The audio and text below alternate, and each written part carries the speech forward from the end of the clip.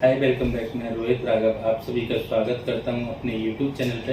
दोस्तों, अगर आप कोई बिजनेस स्टार्ट करना चाहते हैं, अगर आपके पास कोई आइडिया नहीं है या कोई आइडिया भी है, आपको दिक्कतें आ रही हैं, आप कंफर्ट जोन से नहीं निकल पा रहे हैं, तो ये YouTube चैनल सिर्फ और सिर्फ आपके लिए है। आज हम आपके लिए लेकर आए एक नया बिजनेस आइडिया। क्या बिजनेस आइडिया है कि आप अपना इम्पोर्ट और एक्सपोर्ट का बिजनेस कैसे स्टार्ट कर सकते हैं। आयात निर्यात की अगर हम बात करें, इम्पोर्ट एक्सपोर्ट का व्यापार एक लंबे समय तक चलने वाला व्यापार है। यह व्यवसाय, इस बिजनेस को काफी लोग, काफी बिजनेसमैन काफी समय से स्थायी रूप से कर रहे हैं और बहुत बड़ा टर्नओवर कर रहे हैं, और इससे कई लोगों को आप रोजगार भी दे सकते हैं। कोई भी व्यक्ति इस व्यापार को, इस बिजनेस को, इम्पोर्ट एक्सपोर्ट के बिजनेस को बड़ी आसानी से कर सकता है। इस व्यापार के लिए कुछ विशेष कानूनी कार्रवाई की जरूरत होती है। कोई भी व्यापार आप स्टार्ट करते हैं तो डॉक्यूमेंट की जरूरत, कानूनी कार्रवाई की जरूरत तो होती है, बट इम्पोर्ट एक्सपोर्ट में थोड़ी ज्यादा होती है। यहाँ पर इस बिजनेस से संबंधित सभी जानकारियां आपको इस वीडियो में दी जाएंगी, जिससे कि आपको इस व्यापार को स्थापित करने के लिए सभी नॉलेज प्राप्त हो जाएगी। तो अब हम जानते हैं आयात और निर्यात के बिजनेस के लिए क्या क्या रजिस्ट्रेशन की रिक्वायरमेंट होती है। दोस्तों, आयात निर्यात व्यापार के लिए समस्त प्रक्रियाएं कानूनी हैं, क्योंकि इस व्यापार के लिए, व्यापार शुरू करने वाले अगर हम बात करें, तो केवल और केवल आपको एक देश के बीच में व्यापार नहीं होता है, एक दो व्यक्तियों के बीच में व्यापार नहीं होता है, ये दो देशों के बीच में व्यापार होता है। इसके लिए आपको अपने बिजनेस को ट्रांसपोर्ट के अंदर रजिस्टर कराना होता है। और अगर हम बात करें, क्योंकि ये केवल दो व्यक्तियों के बीच में बिजनेस नहीं हो रहा है, ये दो देशों के बीच में हो रहा है, यानी कि जिस भी देश से आप इंपोर्ट कर रहे हैं या जिस देश में आप एक्सपोर्ट कर रहे हैं, तो ये केवल आपका निजी बिजनेस नहीं है, ये दो देशों के बीच का बिजनेस है, जिनके बीच में यह व्यापार हो रहा है। इस व्यापार को शुरू करने के लिए और भी पंजीकरण की जरूरत होती है। सबसे पहले आपको MSME में रजिस्ट्रेशन कराना होता है। इस समय अगर हम बात करें भारत की, तो भारत सरकार ने कोई भी व्यापार स्टार्ट करने के लिए SME में रजिस्ट्रेशन कराना अनिवार्य कर दिया है। इसके लिए अतिरिक्त उद्योग आधार की सहायता से भी आप MSME में रजिस्ट्रेशन करा सकते हैं। Number 2, shop act registration. यदि आप किसी ऐसे कॉर्पोरेशन इलाके में रहते हैं, अपना इंपोर्ट एक्सपोर्ट का बिजनेस वहां से स्टार्ट करना चाहते हैं, तो आपको शॉप एक्ट रजिस्ट्रेशन के अंतर्गत अपना व्यापार पंजीकृत कराने की भी आवश्यकता होगी। अगर आप किसी कॉर्पोरेट इलाके में रहते हैं, तो वहां पे आपको शॉप एक्ट रजिस्ट्रेशन की जरूरत नहीं है। इसके बाद में आपको नो ऑब्जेक्शन सर्टिफिकेट की रिक्वायरमेंट होती है। यदि आप इस बिजनेस को किसी ग्रामीण क्षेत्र से करते हैं, इस व्यापार को किसी ग्रामीण क्षेत्र से करते हैं, तो आपको वहां से नो ऑब्जेक्शन सर्टिफिकेट लेना होगा। व्यापारी को ग्राम पंचायत की तरफ से NOC लेनी होती है, तभी आप इस बिजनेस को कर सकते हैं। अब सबसे इम्पोर्टेंट जो रजिस्ट्रेशन है वो है IE कोड। IE कोड का पूरा अगर हम बात करें तो फुल फॉर्म है एक्सपोर्ट इंपोर्ट कोड। अतः इसके नाम से ही आप समझ सकते हैं कि इस व्यापार के लिए ये कितना महत्वपूर्ण है। इस कोड के बिना आप इस बिजनेस को नहीं कर पाएंगे। यह कोड भारत सरकार के फॉरेन ट्रेड मंत्रालय से प्राप्त होता है। इसके लिए वहां पर आवेदन देने की आवश्यकता होती है। यह कार्य किसी CA के थ्रू आप बड़े आराम से करा सकते हैं। 2000 रुपए के अंदर कोई भी CA आपको IE कोड दिला सकता है। अब इसके बाद में एक और डॉक्यूमेंट लेना होता है जो मैंडेटरी है, GST रजिस्ट्रेशन। भारत सरकार ने देश की अर्थव्यवस्था को ध्यान में रखते हुए GST टैक्स सिस्टम का आरंभ किया है। इसलिए आप इंपोर्ट और एक्सपोर्ट का बिजनेस कर रहे हैं, यानी कि आप दूसरे देश में बिजनेस कर रहे हैं, आप एक स्टेट के अंदर बिजनेस नहीं कर रहे हैं, इसलिए आपको पहले दिन से ही GST रजिस्ट्रेशन की जरूरत है। इंपोर्ट एक्सपोर्ट के व्यापार के लिए इसके अंतर्गत पंजीकरण कराना बहुत ही अनिवार्य है। इस पंजीकरण के लिए आप किसी भी CA की मदद ले सकते हैं। कोई भी CA 1000-1500 रुपए में आपका GST रजिस्ट्रेशन कर सकता है। अगर आप ये सभी रजिस्ट्रेशन एक ही जगह से कराना चाहते हैं, तो ये सभी रजिस्ट्रेशन करने के लिए मार्केट में आपको इंटरनेट पे कई कंपनियां मिल जाएंगी। आप ऑनलाइन चेक कर सकते हैं, गूगल पे जाके आप सर्च कर सकते हैं, वहां पे आपको बहुत सी वेबसाइट मिल जाएंगी। मैं आपको एक वेबसाइट का नाम बताना चाहूंगा, www.myonlineca.in पे आप जा सकते हैं, और भी आप कई जगह से कोटेशन लेने के बाद में इन सभी रजिस्ट्रेशन को करा सकते हैं। अब दोस्तों, हम जानेंगे ट्रेड व्यापार होता क्या है, ट्रेड बिजनेस होता क्या है, कैसे करते हैं। ट्रेड व्यापार के अंतर्गत लोग विदेश में मिलने वाली सस्ती चीजों को, यानी कि अपने देश में नहीं, विदेश में मिलने वाली सस्ती चीजों को अपने देश में लाते हैं। यानी कि आप बाहर से, अदर कंट्री से कोई भी आइटम जहां पे सस्ता है उसे अपने देश में लाकर उसे ऊंचे दाम पे, हाई प्रॉफिट पे सेल करते हैं और आप बीच में पैसा कमाते हैं। इसे हम ट्रेड व्यापार कहते हैं। यह आयात निर्यात की प्रक्रिया द्वारा होता है। इसके लिए विभिन्न देशों में अलग अलग वेबसाइट होती है जिसके द्वारा किसी दूसरे देश का व्यक्ति अपने देश में सामान मंगवा सकता है। कल्पना कीजिए, आप सोचिए, आप विचार कीजिए कि आप चीन में किसी सस्ते सामान को भारत में मंगवाकर बेचना चाहते हैं और लाभ कमाना चाहते हैं, तो इसके लिए सबसे पहले आपको चीन के आयात निर्यात वेबसाइट पर जाना होगा। यानी कि चीन में आपको बहुत सी वेबसाइट मिल जाएंगी जो इंपोर्ट एक्सपोर्ट का काम करती हैं, जो वहाँ के लोकल बिजनेस को रजिस्टर करके रखती हैं। आपको इस वेबसाइट पे अपनी आवश्यकता के अनुसार क्वेरी डालनी है। यानी कि आपने पहले प्रोडक्ट आइडेंटिफाई किया, आपने देखा कि चीन में कौन सा आइटम सस्ता मिलता है आपको और इंडिया में उसकी बहुत ज्यादा वैल्यू है, तो आप क्या करेंगे, उस वेबसाइट पर जाएंगे और अपनी क्वेरी डालेंगे।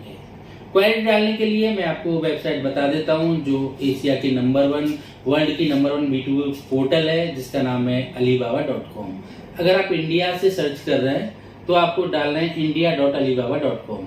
उस वेबसाइट पे आप जाएंगे, अपनी क्वेरी डालेंगे। क्वेरी डालने के बाद में आपको 15 से 20 कोटेशन मिल जाती हैं। यानी कि ये वेबसाइट क्या करती है, जैसे आपने क्वेरी डाली, मान के चलो कोई भी प्रोडक्ट है, एज ए एग्जाम्पल ले लिया आपने, टीवी पैनल ले लिया, आप टीवी की मैन्युफैक्चरिंग करना चाहते हैं, टीवी पैनल आपने डाला तो वहां पे जितने मैन्युफैक्चरर वहां पे रजिस्टर्ड होंगे 15 से 20 की आपके पास कोटेशन आ जाएंगी। जो भी आपको सही लगेगी कोटेशन, अब करना क्या आपको, इंपोर्ट बिजनेस की अगर हम बात करें, इंपोर्ट बिजनेस होता क्या, आप मंगाना कैसे वहां से सामान। ट्रेड व्यापार वेबसाइट के द्वारा आपको कोटेशन प्राप्त हो जाने के बाद में किसी कंपनी को आप ट्रेड के लिए चुन सकते हैं। यानी कि जो भी कोटेशन आपको अच्छी लगी, उनमें से 10-15 जितनी भी कोटेशन आई, जो आपको अच्छे फीचर दे रहा है, अच्छी सर्विस दे रहा है, सही प्राइस पे दे रहा है, तो आप उसको चुन सकते हैं। किसी एक कंपनी को चुन लेने के बाद में उस कंपनी के द्वारा आपके सभी प्रश्नों के जवाब दिए जाएंगे। यानी कि आप जो भी उनसे बात करते हैं, जो भी आपके क्वेश्चंस हैं, वो आप उनसे सॉल्व कर लेंगे। इसके बाद किसी कोटेशन को ट्रेड के लिए आपको चुन लेना है। जो भी आपके पास कोटेशन आई है वो आपने चुन ली। कंपनी का चयन करने के बाद में आपको इस कंपनी को ईमेल के जरिए एक फॉर्म के द्वारा डिलीवरी ऑर्डर अथवा डिस्पैच ऑर्डर देना होता है। यानी कि आपको जो आप डिलीवर कराना चाहते हैं वो ऑर्डर और डिस्पैच कराना चाहते हैं वो आपको देना होता है। इसके उपरांत आपको चयनित कंपनी को अपने फॉर्म की, अपनी कंपनी की और अपनी सभी डिटेल्स देनी होती हैं। कुल लागत का आधा पैसा आपको एडवांस में देना होता है, जिससे कि आपका जो ऑर्डर आप मंगा रहे हैं वो अप्रूव हो जाता है। यानी कि आपको पूरा पेमेंट नहीं करना है, आधा पेमेंट करना है। 50% पेमेंट करके आप ऑर्डर मंगा सकते हैं। इसके बाद आपसे चीनी कंपनी द्वारा ये पूछा जाता है कि लॉजिस्टिक फर्म आपका होगा या ऑर्डर भेजने वाली कंपनी का होगा। यानी कि जो लॉजिस्टिक सामान लेके आएगा चीन से यहाँ इंडिया में, वो किसका होगा। इस समय अपने देश का आप फर्म भी चुन सकते हैं, जैसे कोलकाता, चेन्नई, महाराष्ट्र आदि बंदरगाह चुनने की आवश्यकता होती है। यहाँ से आप कोई भी फर्म चुन सकते हैं जो कि ट्रेडिंग का काम करते हैं, जो कि चीन से इंडिया में सामान लेके आते हैं। इसके बाद में अगर आप ये नहीं चुनते हैं तो आप चीन की कंपनी भी चुन सकते हैं, पर अंतर क्या है वो मैं आपको बता देता हूँ। यह आयात निर्यात पोर्ट से होता है। अगर हम बात करें, हम जो ये काम करते हैं ये पोर्ट के थ्रू होता है, यानी कि समुद्र के रास्ते के थ्रू होता है। अतः आपको किसी लॉजिस्टिक फर्म को भाड़े पर लेना होता है और उन्हें आयातित होने वाली वस्तुओं की संबंधित सभी जानकारियां कि क्या आइटम आप मंगा रहे हैं, क्या प्रोडक्ट मंगा रहे हैं, और अपनी पूरी डिटेल्स उस कंपनी को आपको देनी होती है। इस समय जिस स्थान से वस्तु मंगवाई जा रही है वहां की समस्त जानकारियां रखने की भी आवश्यकता होती है। वो भी सभी डिटेल आपको उस लॉजिस्टिक कंपनी को देनी होती है। अगर आप वो डिटेल नहीं देंगे तो वो कस्टम क्लियर नहीं करा पाएगी। ये लॉजिस्टिक फर्म आपको ऑर्डर को आपके निजी स्थान तक लाने का भी काम करती है, यानी कि आपके गोदाम तक लाने का काम करती है। यह फर्म कस्टम और ड्यूटी संबंधित जितनी भी औपचारिकताएं और जीएसटी आदि की जितनी भी औपचारिकताएं सबको कंप्लीट करके माल आपके गोडाउन तक लेकर आती है। इसके उपरांत एक बार जब आपके हाथ में माल आ जाता है, आपको लैंडिंग बिल दे दिया जाता है। इसके बाद में उस कंपनी की जहां से आपने ऑर्डर मंगाया है, यानी 50% पे किया था आपने, बाकी का 50% भी आप पे कर देते हैं। इस तरीके के व्यापार को हम इंपोर्ट बिजनेस कहते हैं, यानी कि इस तरह के व्यापार को हम क्या कहते हैं, इंपोर्ट बिजनेस। अब हम बात करेंगे एक्सपोर्ट बिजनेस क्या होता है। दूसरा कंडीशन में अगर हम जान लेते हैं कि यदि लॉजिस्टिक कंपनी चीन की है, यानी कि आप लॉजिस्टिक का उस कंपनी को कंफर्म नहीं कर रहे हैं, आप लॉजिस्टिक कंपनी इंडिया से नहीं ले रहे हैं, तो क्या होगा। यदि आयात के दौरान लॉजिस्टिक कंपनी आप चीन का चयन करते हैं तो आपको पोर्ट से कंटेनर यार्ड में जाना पड़ता है, यानी कि आपका माल आपके गोदाम तक नहीं आएगा। आपको कहां जाना पड़ेगा, पोर्ट पे जाना पड़ेगा। पोर्ट से आपको अपना माल लेके आना पड़ेगा। पोर्ट के कंटेनर यार्ड में बात करनी होती है। किसी भी शहर के बंदरगाहों में बहुत अधिक संख्या में कंटेनर यार्ड मौजूद होते हैं, जिसका विवरण आप इंटरनेट पे भी चेक कर सकते हैं और पूरी डिटेल चेक कर सकते हैं कि आपका जो शिपमेंट था, आपका जो आइटम था, आपका ऑर्डर था, कहाँ है। इस कंटेनर यार्ड को आपको यह बताने की आवश्यकता होती है कि आपका माल कहाँ से आ रहा है और कब आएगा, कितना समय लगेगा। इसके उपरांत यह कंटेनर यार्ड आपके सामान के लिए कस्टम क्लियर करा देता है, यानी कि जो आपका सामान है, जो कस्टम की फॉर्मेलिटीज होती हैं, वो पूरी करा देता है। इसके उपरांत कस्टम यार्ड से अपने गोदाम तक आप ट्रक यादी भाड़े पे अपने सामान को लेकर आ सकते हैं। तो अभी हमने जाना इंपोर्ट के बारे में, किस तरीके से इंपोर्ट करते हैं। अब हम जानेंगे एक्सपोर्ट के बारे में, यानी कि निर्यात बिजनेस क्या होता है। निर्यात क्या होता है, यदि आप भारत में सामान बनाकर विदेश में बेचना चाहते हैं तो इसे हम एक्सपोर्ट बिजनेस अथवा निर्यात व्यापार कहते हैं। या आप मान के चलो किसी मैन्युफैक्चरर के थ्रू आप एक मार्केटिंग का काम कर रहे हैं। सिर्फ आप जो मैन्युफैक्चरर इंडिया में मार्केटिंग कर रहे हैं, इंडिया में मैन्युफैक्चरिंग कर रहे हैं, जिनका माल विदेश में नहीं जा रहा है और विदेश में उनकी डिमांड है, आप इंटरनेट पर रिसर्च कर सकते हैं। उनसे भी आप कांटेक्ट करके उनके माल को अपनी कंपनी के द्वारा बाहर भेज सकते हैं। कई चीजें ऐसी हैं जो भारत में बनाई जा सकती हैं और आसानी से विदेश में उनको बेचा जा सकता है। इस व्यापार में काफी प्रॉफिट होता है और ये व्यापार भी काफी कारगर साबित होता है। इस व्यापार के लिए भी कई औपचारिकताएं जैसा कि इंपोर्ट में थी, और निर्यात के लिए भी आपको कई सारी वेबसाइट मिल जाती हैं जहां से आप अपने सामान आसानी से विदेश में बेच सकते हैं। आप इसके लिए ऊपर दिए गए जो मैंने आपको बताया था स्टार्टिंग में, आयात की वेबसाइट alibaba.com का भी उपयोग कर सकते हैं, अथवा इसके अतिरिक्त आप imfi.com का भी उपयोग कर सकते हैं, या आप एक्सपोर्ट इंडिया का भी उपयोग कर सकते हैं।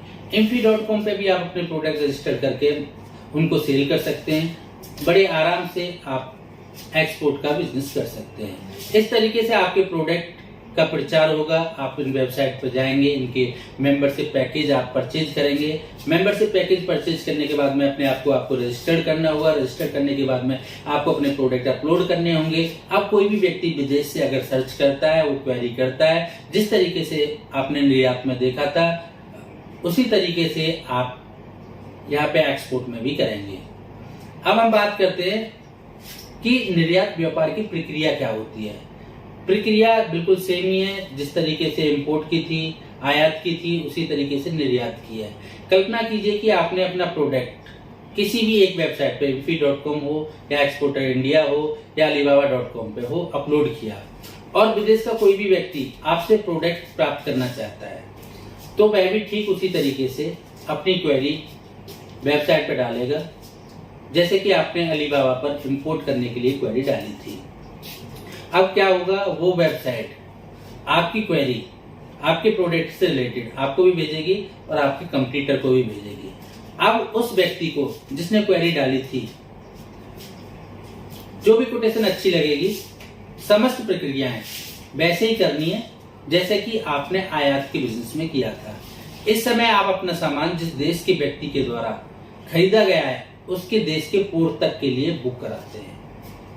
यानी कि जो व्यक्ति किसी भी देश से आपके सामान को परचेज करना चाह रहा है, उस व्यक्ति के पोर्ट तक के लिए आप बुक कराते हैं। इस प्रक्रिया में भी आपको लॉजिस्टिक आपका हुआ तो बेहतर है। आप किसी लॉजिस्टिक को भाड़े पर ले सकते हैं, वो आपके गोडाउन से माल लेके उस व्यक्ति के यहाँ पोर्ट तक पहुंचा देगा। अगर यह लॉजिस्टिक आपके द्वारा निर्यातित वस्तु के कस्टम आदि के क्लियर कराकर विदेश के लिए तय किए गए बंदरगाह तक पहुंचा देते हैं।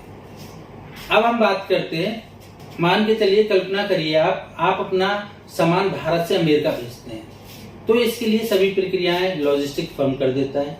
इसके बाद अमेरिका में वहां की कंपनी सभी तरह की औपचारिकताएं सामान प्राप्त करने के लिए करती हैं।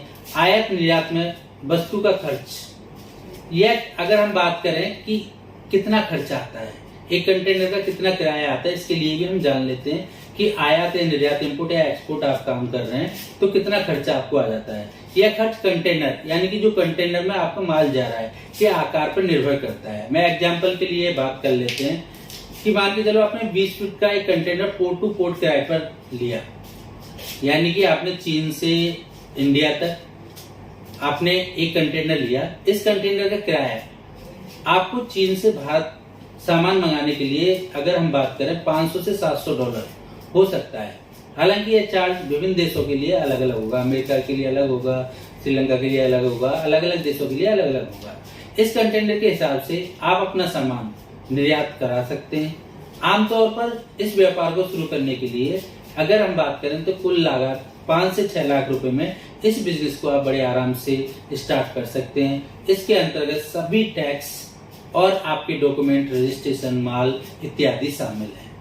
तो आप ये बिजनेस बड़े आराम से, आसानी से घर से बैठ के भी स्टार्ट कर सकते हैं। दोस्तों, अगर आप ये बिजनेस स्टार्ट करना चाहते हैं, आप वास्तव में सीरियस हैं बिजनेस करने के लिए, आप कोई जॉब कर रहे हैं, आप जॉब करते करते थक गए हैं, आप पिछले 10 साल से जॉब कर रहे हैं, 10,000 से करियर स्टार्ट किया, 1 लाख पे आ गए, फिर भी आप कोई भी पैसा नहीं बचा पा रहे हैं, आपके पास कोई पैसिव इनकम नहीं है, आप वास्तव में बिजनेस करना चाहते हैं, बट आपको पता होगा बिजनेस 100 में अगर स्टार्ट होते हैं 100 में से 5 ही सक्सेस हो पाते हैं, 95 फेल हो जाते हैं। तो आपको बिजनेस के फंडामेंटल सीखने की जरूरत है। अगर आप बिजनेस के फंडामेंटल सीखना चाहते हैं तो नीचे दिए गए हमारी बोल्ड लाइन नंबर पर कॉल कीजिए, हमारी टीम से बात कीजिए। अगर आप प्रैक्टिकली बिजनेस की इंटर्नशिप और बिजनेस के फंडामेंटल सीखना चाहते हैं तो आपके पास मौका है, आप फ्री में भी बिजनेस के फंडामेंटल सभी सीख सकते हैं। तब आप बिजनेस स्टार्ट कीजिए जिससे कि आपका बिजनेस बंद ना हो, आपका बिजनेस सक्सेस हो। थैंक यू वेरी मच हमारे साथ बने रहने के लिए, हमारी पूरी वीडियो देखने के लिए।